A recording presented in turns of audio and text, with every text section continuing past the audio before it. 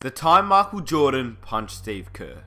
Now, as we all know, Michael Jordan is the greatest player of all time. He's done things that, well, we've never really seen before. And he's always said that the reason why he was so good was because he was so determined. He was so motivated. But the real reason why was because he was so competitive. We all know that. Michael Jordan was by far the most competitive person I think I've ever seen. And the amount of stories I've heard, and I'm pretty sure you have too, of Michael Jordan and his competitive nature is just insane. But the story that I'm about to tell you is one that doesn't really get talked about often, and personally, I think it's one of the best Michael Jordan stories, not because of what happened, but because of the end result, and how it affected both players heading into future years as teammates. As you know, if you're subscribed to the channel, I like to share stories that people don't really talk about, so if you're new around here, be sure to subscribe and enjoy the video. Here's the time Michael Jordan punched Steve Kerr.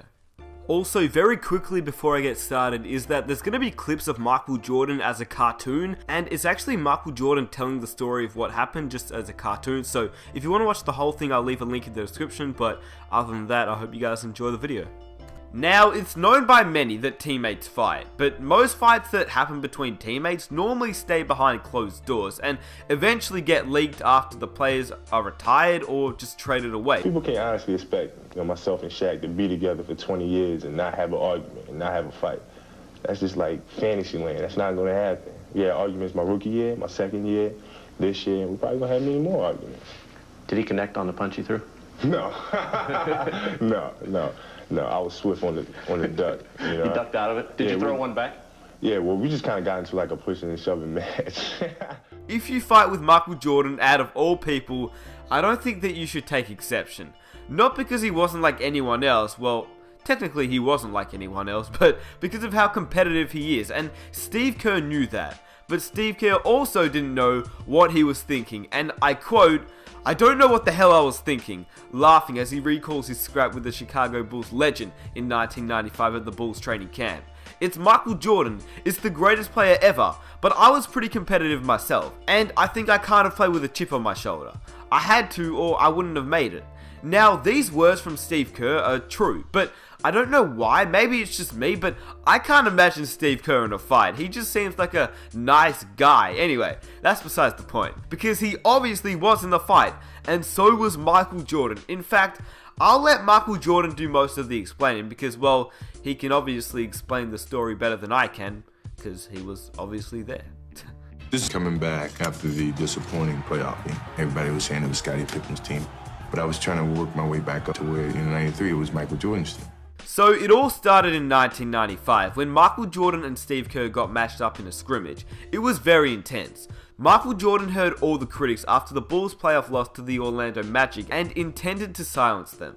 The postseason defeat to the Magic in the conference semifinals, his first series loss since 1990, and many believe that his best years were behind him. I mean, when you think about it now, he literally did just come out of retirement that year, but because Jordan is, well, Michael Jordan, at 32 years old, Jordan was wanting to prove to haters otherwise. So yeah, the offseason started and this particular scrimmage came around.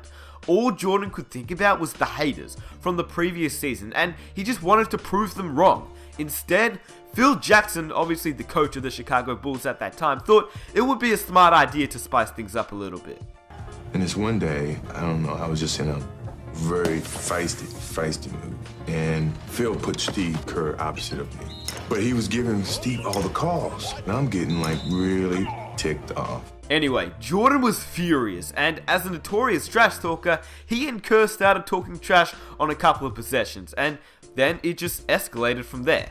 Now, we all know that Steve Kerr seems like the nice guy, and to be honest with you, the way that I visioned the event, I think Jordan probably said something a little bit too far, and that's how it all clicked, but I couldn't tell you for sure since I obviously wasn't there. Steve Kerr then says, "I took exception to something he said, so I was talking back, and I don't think Michael really appreciated that. And we got in the lane, and he gave me a forearm shiver to the chest, and I pushed him back, and next thing you know, our teammates were pulling him off me." One thing led to another. Next thing you know, I fouled him real hard, he fouls me real hard, and then before I knew it, I hauled off and just whacked it right in the eye. All the anger, all the comments of people saying that my skills had eroded and I wasn't the same Michael Jordan, and I was letting everything go. Of course, Steve Kerr got the worst part of the incident. I mean, he ended up with a black eye, but that's pretty much what happened to most players when they challenged Michael Jordan. But the thing was, and this is the main reason I wanted to make this video, is that after the fight happened, Steve Kerr earned Michael's respect. But yeah, Steve Kerr, only 6'3" against Michael Jordan, you would assume that he would get the worst of it, and he did. He ended up with a black eye. He threw some punches before, it was all broken up too, so good on him. The next day in practice, I'm looking at Steve. Steve got the biggest black eye. And when I saw him, I went right up to him. I said, you know what? I'm totally sorry. I just lost my temper. He says it was partly my fault, too. I knew not to push you. We two grown men and teammates stood there for almost 20 minutes apologizing to each other. From that point on, I've always respected him. He didn't give up. He fought back. You know, he may have gotten the worst end of it, but I respect him. Now, the fact that I found really interesting and completely forgot about was the fact that Steve Kerr and Michael Jordan didn't really have much of a relationship at this point.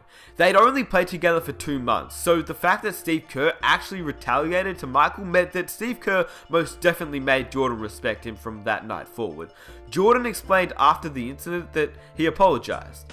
And I called back to the Bulls practice facility, and they gave me Steve's phone number, and I got his answer machine. And I said, Steve, I am so sorry. My anger got the best of me. I really am trying to get myself back to where I once was, and it was just something that shouldn't have never happened, and I truly apologize for it.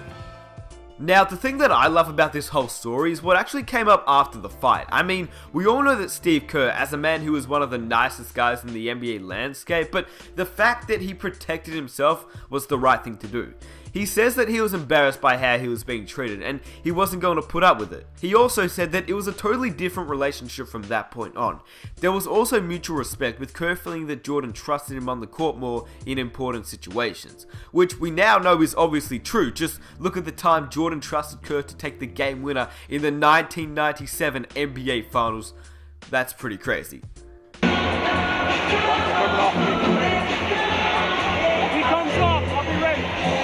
6 seconds, 5, Michael in traffic to Kerr, 15-footer.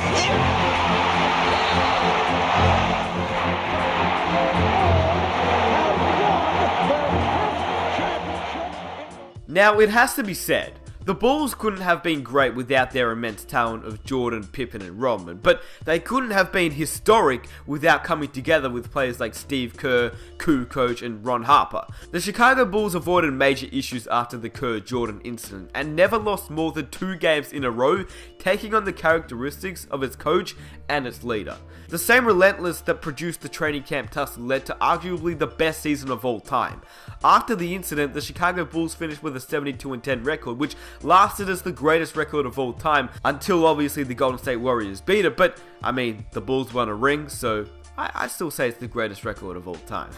Now, from the NBA landscape and the outside world, from afar we don't really see what goes on in practices, and we're pretty much unaware of the little day-to-day arguments, but I can almost guarantee you that fights like this, maybe not to this extreme, but fights like this do happen a lot of the time, and it's not always a bad thing. It's just 2 players, 2 competitive players just getting into it, and I think it's honestly fine. I think we should maybe not hear more about it, but we should maybe sometimes get a little bit of insight from NBA players, because I think it's pretty cool hearing stories like this, and sometimes it can ultimately be the catalyst for creating tighter bonds, just like Michael Jordan and Steve Kerr.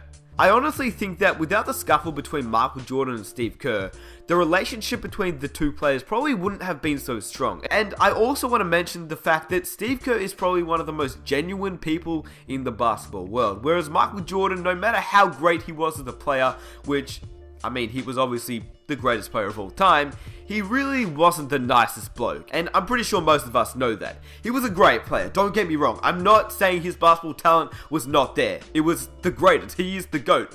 But I'm saying, as a person, I don't think he was the nicest bloke, and that's just part of his nature. That's how he was. That's his competitive nature, and that's the reason why he was so good.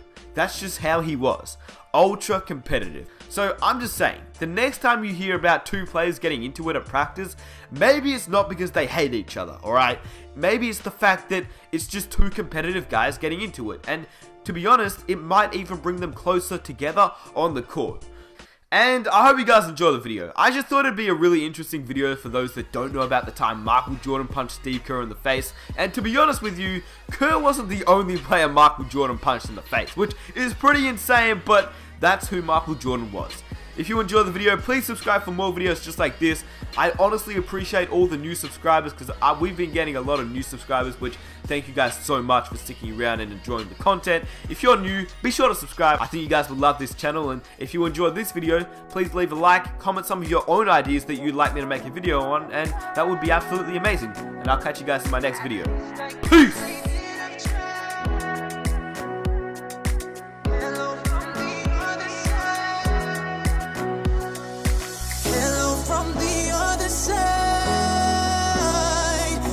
Must have called 1,000 times.